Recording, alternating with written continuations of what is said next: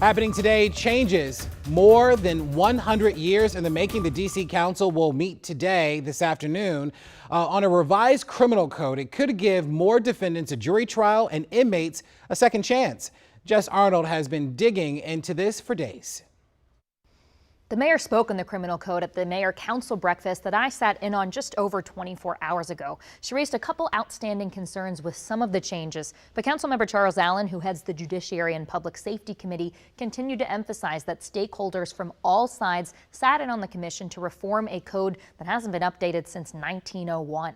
So this is 120 years overdue, and it's really a mess. So, Ward 6 Councilmember Charles Allen says prosecutors, defense attorneys, and criminal legal experts came together to overhaul it. Some highlights after public hearings include removing mandatory minimum sentences for everything but first-degree homicide. They frequently just tie the hands of judges and juries, and they treat all victims as if they were the same. Offering what's called a second look for all, allowing inmates who were convicted when they were 25 and older to petition a judge for sentence review after serving decades.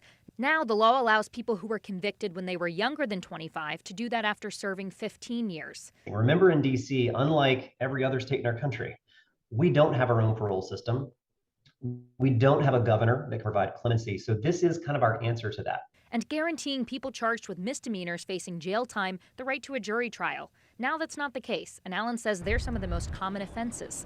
Yesterday, Mayor Bowser said she's worried that's not feasible.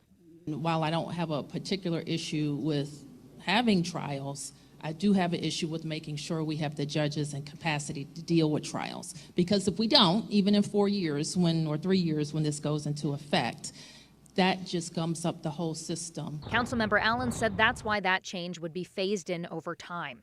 It's an overdue change, but one that I think most people have agreed needs to move forward. Now, I asked Councilmember Allen what happens to people who were convicted under the prior code, and he said that these changes will not apply retroactively. And as it stands, it would take effect in 3 years with the expanded jury trial rights phased in by 2030. Now, this vote is scheduled to happen this afternoon at 3 p.m. We'll, of course, have a link online for you on WUSA9.com to watch. In studio, I'm Jess Arnold.